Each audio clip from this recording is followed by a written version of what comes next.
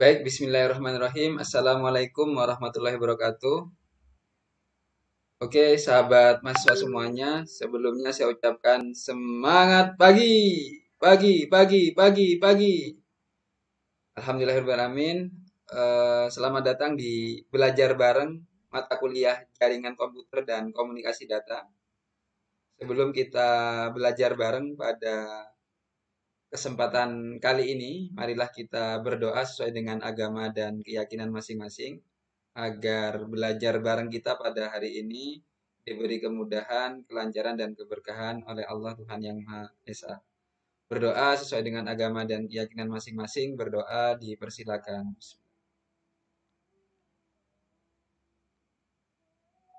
Baik, berdoa selesai. Oke, sahabat mahasiswa semuanya, di belajar bareng kali ini kita akan belajar seputar konsep dasar jaringan komputer dan komunikasi data, di mana di sub pokok bahasan kita pada kali ini, yakni tentang yang pertama, definisi dan sejarah jaringan komputer. Kemudian yang kedua, kita nanti akan belajar tentang prinsip dan komponen komunikasi data. Kemudian di sub pokok bahasan yang ketiga, kita belajar tentang karakteristik jaringan komputer. Di yang keempat, kita akan belajar tentang perangkat jaringan. Dan yang terakhir, daftar istilah jaringan. Oke, sahabat mahasiswa semuanya, mari kita belajar bareng di kesempatan kali ini.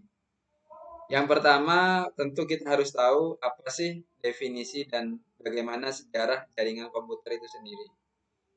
Yang pertama, terkait dengan definisi jaringan komputer, yakni sebuah sistem yang terdiri atas komputer, perangkat komputer, tambahan, dan perangkat jaringan lainnya yang saling terhubung dengan menggunakan media tertentu, baik itu berupa transmisi kabel atau nirkabel, dengan aturan yang sudah ditetapkan pada OSI layer. Jadi di sini istilah jaringan komputer biasanya dikenal dengan komputer network, di mana ada dua atau lebih perangkat komputer atau device jaringan lainnya yang saling terhubung menggunakan media transmisi. Jadi perlu ada dua device atau lebih, kemudian harus ada media tertentu untuk menghubungkannya, di mana terdapat aturan-aturan yang sudah ditetapkan. Kemudian tiap komputer atau printer atau peripheral yang terhubung dalam jaringan tersebut disebut dengan node. Sebuah jaringan komputer sekurang-kurangnya terdiri dari dua unit komputer atau lebih, dapat berjumlah puluhan komputer, ribuan, atau bahkan jutaan node yang saling terhubung satu sama lain.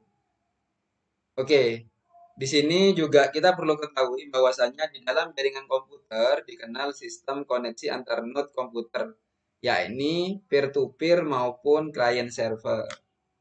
Apa sih peer-to-peer dan client server? Nah, di sini dijelaskan. Untuk peer-to-peer sendiri adalah suatu model di mana tiap PC dapat memakai resource pada PC yang lain atau memberikan resource-nya untuk dipakai oleh PC yang lain. Tidak ada yang bertindak sebagai server yang mengatur sistem komunikasi dan penggunaan resource komputer tersebut yang terdapat di jaringan. Dengan kata lain, setiap komputer dapat berfungsi sebagai klien maupun server pada periode yang sama. Jadi seperti di gambar kita lihat teman-teman ya, ada peer-to-peer environment di mana ada beberapa komputer yang semuanya terhubung di node jaringan ya. Namun di peer-to-peer ini tidak ada yang bertindak sebagai server karena baik klien atau server di sini untuk jaringan peer-to-peer itu dianggap sama karena tidak diatur seperti itu ya. Nah, kemudian bagaimana dengan jaringan client server? Di sini di client server merupakan model jaringan yang menggunakan satu atau beberapa komputer sebagaimana server yang memberikan resource-nya kepada komputer lain dalam jaringan. Server akan mengatur mekanisme akses resource yang boleh digunakan serta mekanisme komunikasi antar node dalam jaringan. Di mana contoh beberapa jenis layanan client server diantaranya adalah file server, kemudian ada print server, database server, maupun di IP. Nah, bagaimana kelebihan dan kekurangan dari peer-to-peer maupun client server tersendiri? Di sini kelebihannya untuk peer-to-peer implementasinya murah dan mudah.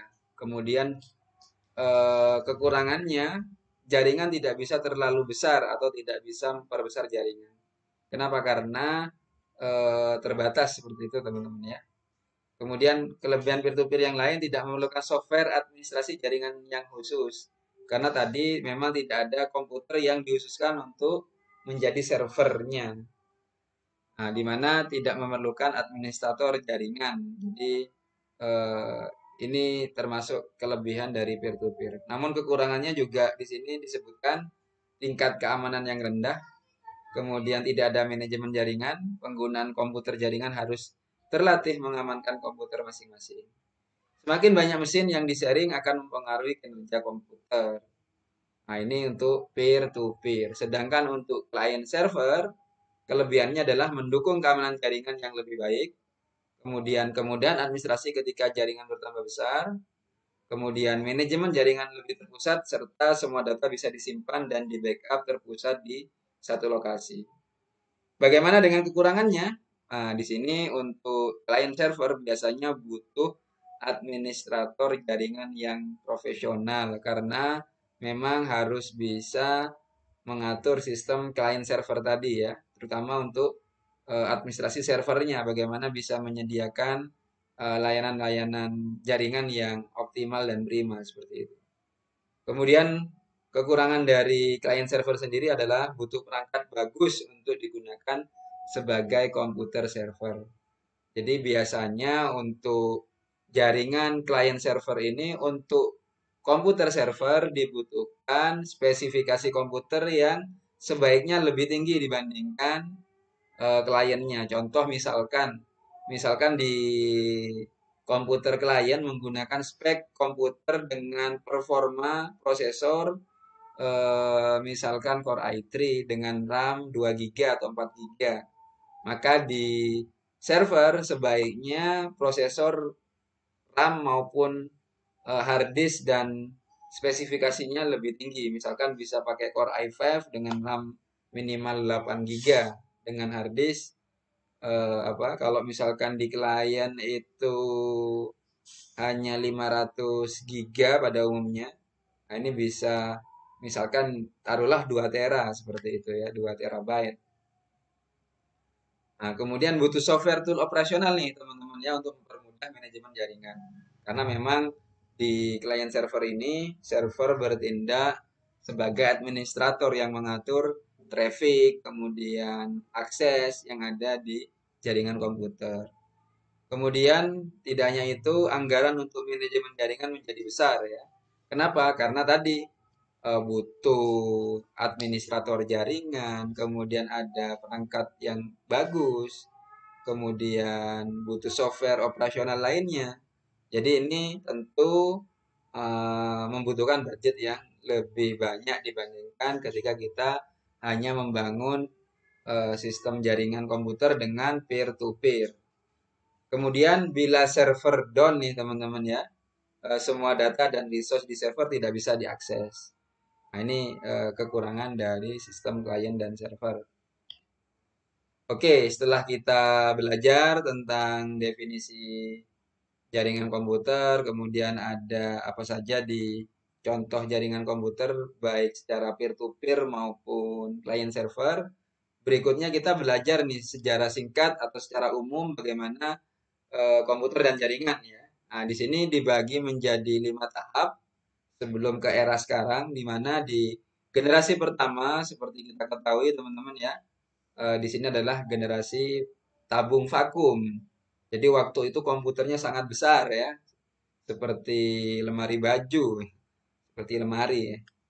Kemudian generasi kedua muncullah perkembangan tentang transistor ya, sehingga komputer yang awalnya sangat besar, nah ini dengan penemuan transistor bisa dibuat lebih efisien dari segi space maupun performa. Kemudian generasi ketiga muncullah penemuan terkait dengan integrated circuits atau yang sering dikenal dengan IC ya. Jadi di sini di generasi ketiga semakin apa namanya dikemas dengan praktis sehingga berkembang ada next generation, ada penemuan terkait dengan mikroprosesor, kemudian ada Pentium ya. Waktu itu awal-awal masih teman-teman tahu ada Pentium 1, Pentium 2, Pentium 3, Pentium 4 ya. Mungkin teman-teman ada yang belum nyampe atau belum lahir ya. Nah, kalau sekarang mungkin sudah ke dual core, core duo, core i3, core i5 hingga core i7 dengan generasi-generasi prosesor yang semakin baru. Sehingga berkembanglah seperti sekarang yang kita ketahui terkait dengan teknologi internet ya. Dan yang lagi tren adalah IoT, Internet of Things, seperti itu. Jadi ini sejarah komputer dan jaringan yang secara umum teman-teman perlu ketahui ya. Oke, setelah belajar nih terkait dengan definisi dan sejarah, kita masuk di pokok bahasan yang kedua terkait dengan prinsip dan komponen komunikasi data. Jadi sebagaimana nama mata kuliah ini ya teman-teman, nama rubrik belajar bareng ini ya terkait dengan jaringan komputer dan komunikasi data. Jadi tentunya ada jaringan komputer dan komunikasi data itu sendiri. Jadi jaringan komputer tanpa adanya komunikasi data maka tentu tidak akan bisa bermanfaat secara optimal. Oleh karena itu perlu kita ketahui bagaimana sih prinsip dan komponen komunikasi data ini. Nah, di sini diilustrasikan ada dua orang yang berkomunikasi ya. Ini ilustrasi untuk memudahkan pemahaman teman-teman. Nah, ini misalkan ada Mbak Rukiem sama Mas Danton ya. Mbak Rukiem ngomong ke Mas Danton ya. Nah, di mana di sini ada sumber encode dan destinasi atau tujuan decode ya. Jadi di mana di sini di prinsip komunikasi data ada pihak yang bertindak sebagai source atau sumber komunikasi dan ada juga pihak yang sebagai destination atau tujuan dari komunikasi data itu sendiri di mana adanya pemberi informasi atau pemberi komunikasi dengan penerima komunikasi ini saling berinteraksi. Nah, di sini diilustrasikan si sumber atau source tadi mengirimkan pesan. Nah, di mana pesan tadi kemudian di-encoder ya. Di-encoder menjadi ke dalam bentuk sinyal ya, kemudian ditransmisikan. Dari transmisi tadi kemudian di-receive, diterima oleh calon destination tadi, kemudian dirubah, di-decoder kembali, kemudian dijadikan pesan seperti itu ya. Jadi contoh seperti konten pembelajaran ini saya rekam, kemudian saya upload di internet. Nah, ini apa? Terjadi komunikasi nih ya. Bagaimana suara saya, kemudian visual saya yang ditampilkan di depan komputer Anda ini adalah proses dari apa? Komponen atau prinsip komunikasi data. Jadi tidak serta-merta tiba-tiba wajah dan suara saya ini nyampe ke teman-teman ya. Ada prinsip dan komponen komunikasi data di dalamnya sehingga kita bisa berkomunikasi dengan baik dan interaktif meskipun via daring seperti itu. Oke, yang berikutnya di pokok bahasan yang ketiga yang tidak kalah penting perlu teman-teman ketahui adalah terkait dengan karakteristik jaringan komputer, di mana ada 7 karakteristik jaringan komputer yang perlu teman-teman ketahui. Yang pertama adalah volume. Jadi dalam suatu jaringan komputer dan komunikasi data itu identik dengan berapa sih volume data yang ditransfer atau berapa sih volume internet yang teman-teman miliki gitu ya. Nah, ini identik dengan kuota ya, teman-teman. Misalkan teman-teman beli pulsa internet ya. Nah, pasti teman-teman tahu ada yang mulai dari 1 giga, 2 giga, 10 giga, bahkan bergiga-giga gitu ya. Kemudian yang kedua adalah speed. Nah, ini speed berarti apa? Kecepatan perangkat teman-teman mengakses informasi di internet ya. Nah, ini tergantung besaran megabit ataupun megabyte per secondnya ya. Nah, ini contoh sederhana yang sering kita ketahui adalah ketika teman-teman berlangganan misalkan IndiHome nih ya, karena kita ada di kampus Telkom tentunya. Jadi teman-teman misalkan berlangganan IndiHome kira-kira memilih layanan dengan speed yang berapa? Nah, misalkan dengan fiber optik minimal 10 Mbps ya. Nah, itu contoh speed ya. Kemudian cost. Cost di sini adalah ya cost di sini eh, adalah biaya ya, biaya yang diperlukan. Apa? Misalkan tadi untuk berlangganan 10 Mbps IndiHome dengan perangkat fiber optiknya rata-rata dikenakan biaya 350.000 per bulan untuk pengguna biasa atau umum reguler seperti itu ya. Kemudian ada karakteristik berikutnya adalah availability, ketersediaan. Bagaimana ketersediaan dari eh, jaringan komputer maupun komunikasi data seperti itu ya. Oke, kemudian ada reliability, scalability, dan security.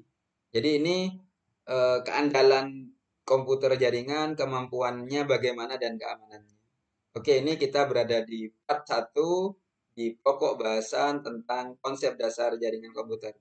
Nanti kita akan lanjut di part berikutnya untuk eh, melanjutkan terkait dengan belajar bareng jaringan komputer dan komunikasi data.